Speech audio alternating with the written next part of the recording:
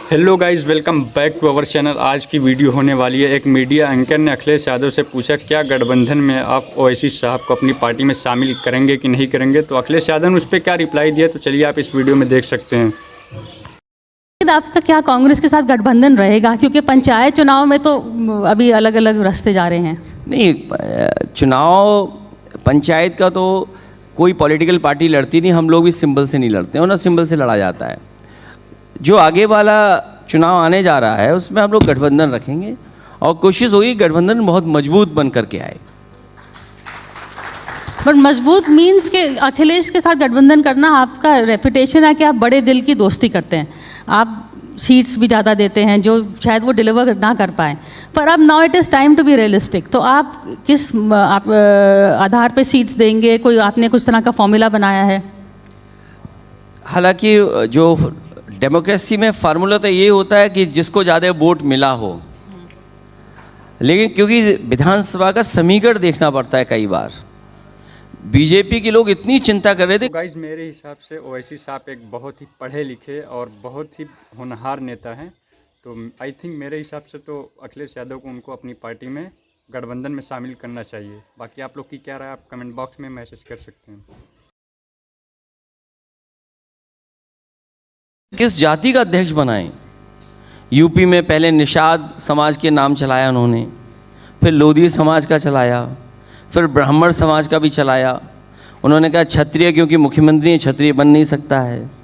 तो ये कैलकुलेशन करते रहे बीजेपी के लोग।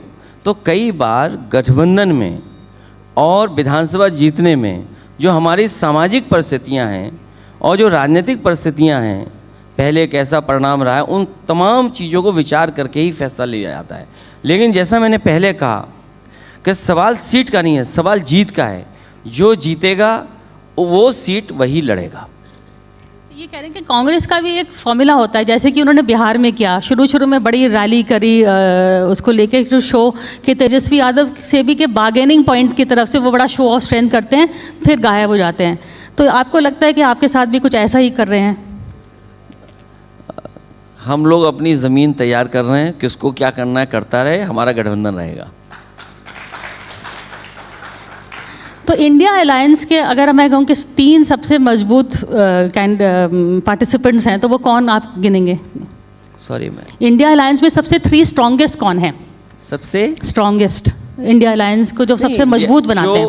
बिल्कुल सही बात। गठबंधन बना था जब नीतीश कुमार जी और हम सब लोग बैठक किए थे, तो उस समय यही तय हुआ था कि जो रीजनल पार्टी जहां पर मजबूत है उसी के नेतृत्व में चुनाव लड़ा। बता सकते हैं कि अखिलेश यादव आप लोग को इसीलिए कैसे नेता तेजस्वी जी लगते के हैं? नेतृत्व में बिहार चुनाव लड़ा गया और नीतीश जी क्योंकि दूसरे दल में थे, दूसरे लाइन में चले गए, उन्हीं के नेतृत्व में चुनाव लड़ा गया। तो ये इंडिया गठबंधन जब बना था तो यही फैसला लिया गया था सभी दलों ने मिल करके कि जो रीजनल पार्टी जिस प्रदेश में सबसे स्ट्रांग है उसी के नेतृत्व में चुनाव लड़ा जाएगा। और वही आधार हमारे इंडिया गठबंधन का था। हमें उम्मीद है कि बीजेपी को हराने के लिए, क्योंकि बीजेपी ने सब बर्बाद कर दिया। अब आप देखिए रुपया कहाँ पहुंच गया है। अभी प्रधानमंत्री जी युगांडा गए हैं। युगांडा और भारत की करेंसी का अगर आप वो करेंगे तुलना, तो हमारा देश गरीब दिखाई दे रहा है उनसे। ये बीजेपी के लोग चिल्लाते हैं सुबह से शाम तक कि इतनी अर्थव्यवस्था अच्छी हो गई, दुनिया में हम इस नंबर पे पहुंच गए हैं। पर कैपिटा इनकम क्या है इनकी? पर कैपिटा इनकम क्या है? और यूपी की पर कैपिटा इनकम क्या है? अभी हाल ही में मैंने ये फैसला लिया और हम लोगों ने बहुत विचार करके ये बात कही कि जो महिलाएं हैं उत्तर प्रदेश की गरीब परिवार। आप लोग को पता है कि अब 2027 का इलेक्शन जो है, 2025 तो ख़त्म ही है, एंड चल रहा है। अब 2026 उसके बाद 27 में तो इलेक्शन ही है। तो सारी पार्टी अपनी तरीके से पूरी तरह से एक्टिव हो चुकी है। तो आप किसको लाइक करते हैं, आप कमेंट बॉक्स में अपनी राय दे सकते हैं। जो हैं बहुत सारे ऐसे परिवार हैं, सपेरा है, पाल समाज के लोग हैं, प्रजापति समाज के लोग हैं, विश्वकर्मा समाज के लोग हैं, कठेरिया समाज के लोग हैं और तमाम दलित समाज के गरीब लोग हैं, महिलाएं हैं। और उन्हें हम 40,000 रुपया साल में देंगे। बीजेपी 10,000 दे रही है तो सरकार बना ले रही है। तो अब आप सोचिए 40,000 देने पे हमारी सीटें कितनी आएंगी। अब आप पूछेंगे 40,000 आएगा कहाँ से? हाँ ये पहला सवाल।